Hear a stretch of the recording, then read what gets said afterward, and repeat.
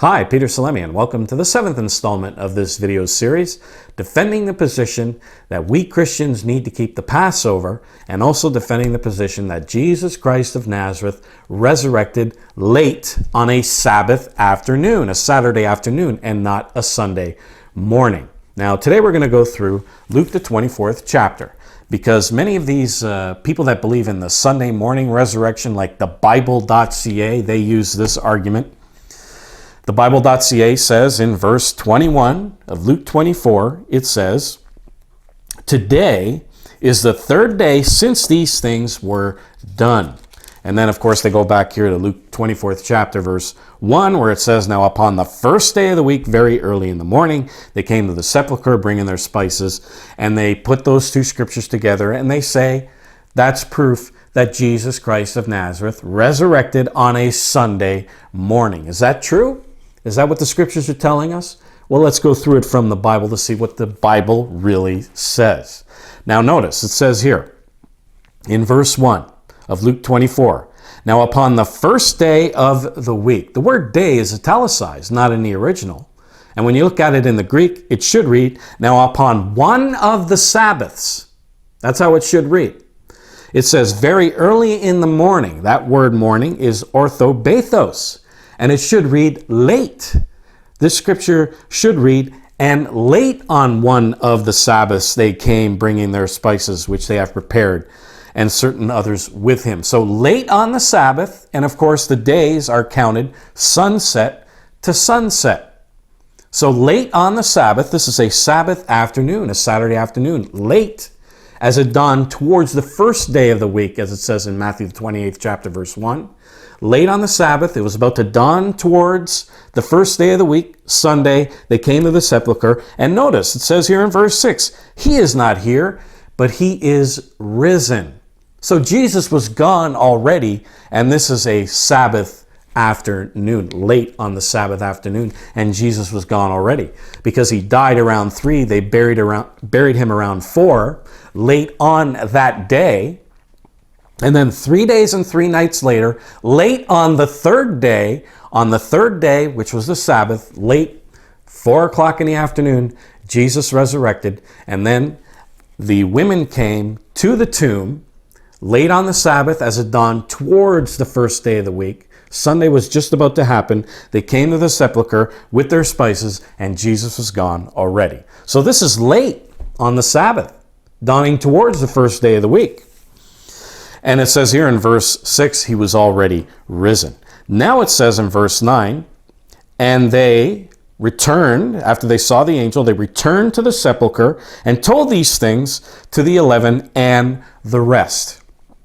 So now we're in Sunday, and they told these things to the disciples. Now we get down to verse 13. It says, "Behold, 2 of them that same day," that's the Sunday, "to a village called Emmaus, which was from Jerusalem, about 60 furlongs. And they talked together, talking about all these things that have happened. And it came to pass that while they were communing together, Jesus himself drew near and went with them. But their eyes weren't open yet, and they didn't know that it was Jesus." And Jesus says, "Well, what are you guys talking about?" And then here Cleopas answered him and says, "Art thou only a stranger in Jerusalem? And hast thou not known the things which have come to pass there in these days?" Talking about not just the crucifixion, but the days, plural. Talking about the Passover, what happened on Passover, the crucifixion, the sealing of the tomb, the day after. And the women that went to the sepulchre, they were talking about all these different things that were happening, and you can read it in verses 22 through 24. And then they talked about Jesus, how he was a mighty prophet, and did all these mighty deeds in front of the people. Talks about verse 20, how the chief priests and the rulers delivered him to be condemned to death.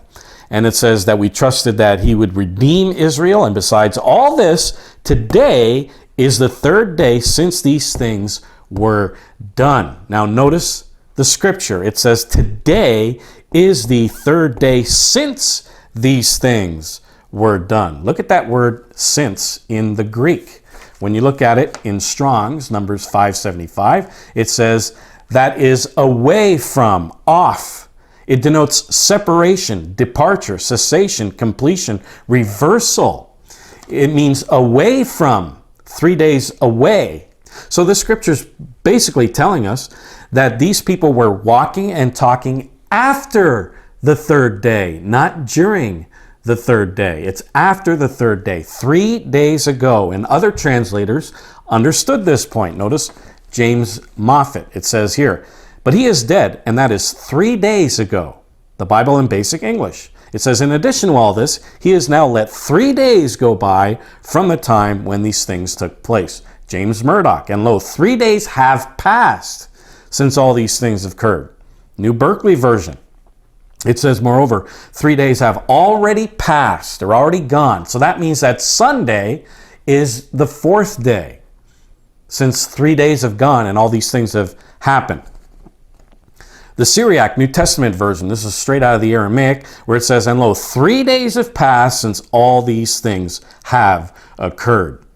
So this means that when you look at it, when you look at the evidence, Luke 24:21, it should read this way. Today is after the third day since these things were done. Not during the third day, not the third day of the resurrection, but after the third day of the resurrection. Now that's one way to look at it. There's also another way to look at it, but before I get on with that, I want to offer you these booklets.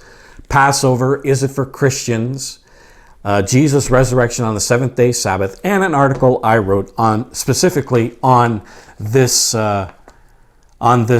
scripture in Luke the 24th chapter, verse 21. And we'll put the links in the description below, and you can download it there absolutely free of charge. Take a look at this, and I'll be right back. I said, well, guilty.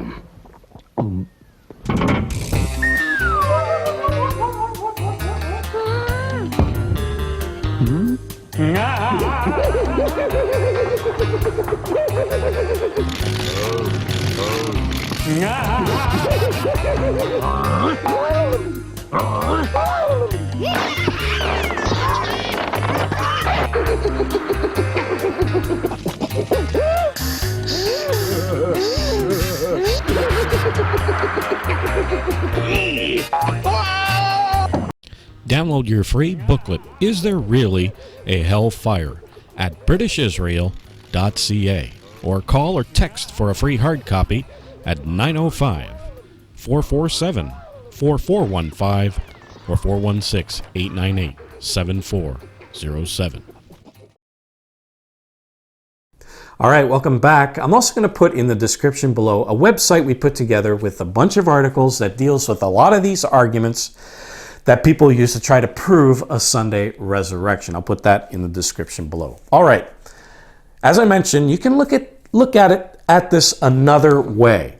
If they insist that this was the third day, as they say in Luke 24th chapter, verse 21, you're going to have to ask the question, which third day?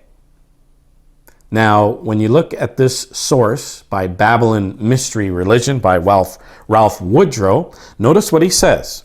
He says here, they, talking about the disciples in verse 13 of Luke 24, they talked about all these things that have happened, verse 14, more than just one event. And as I read to you in verse 18, Cleopas said to Jesus, are you a stranger in Jerusalem? Have you not known the things which are come to pass there in Jerusalem in these days? Days plural. If it was just the Passover they were talking about, because Jesus died on the Passover, then they would have just said day, that day, the Passover. They would just spoke of the Passover. But he says these days, talking about the burial, crucifixion of Jesus, when the women went to the tomb. You can read that in verse 22 to 24. So he's talking about different things that happened during that time. So it says more than just one event. If these things included the arrest, crucifixion, burial, and the setting of the seal and watch over the tomb, all of these things were not done until Thursday. And you can read that in Matthew the 27th chapter, verse 62, where it says, and the next day after the preparation day, Jesus was, he died and was crucified and buried during the preparation day, the day before the Sabbath, the high day Sabbath, meaning the first day of unleavened bread. And that took place on a Wednesday. They set the seal on the tomb the next day, which is Thursday. These things were not fully completed, were not done until the tomb was sealed and guarded. This happened, as we have already seen, on Thursday of that week. Sunday then would have been the third day since these things were done, but not the third day since the crucifixion. The third day since the crucifixion was late on the Sabbath, as we've seen here in Luke the 24th chapter, verse 1. That's the third day since the crucifixion.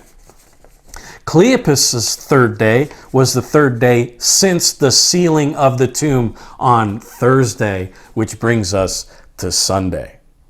So really, as I say here in this article, therefore, while Jesus' third day was the Sabbath, Cleopas' third day was on Sunday. And if you count backwards 3 days from Sunday, you get to Saturday, Friday, and Thursday, the exact day when they sealed the tomb, and all these things were done. So this argument holds absolutely no water. This is no proof that Jesus Christ resurrected on a Sunday morning. I urge you to get those booklets, Jesus Resurrection on the Seventh Day Sabbath, Passover, Is It for Christians, and this article, The Road to Emmaus, that I wrote, and also that website we put together with different articles refuting a lot of these arguments from these people that believe in a Sunday morning resurrection. This is Peter Salemi saying goodbye, friends. I'll see you here next time on the Watchman program.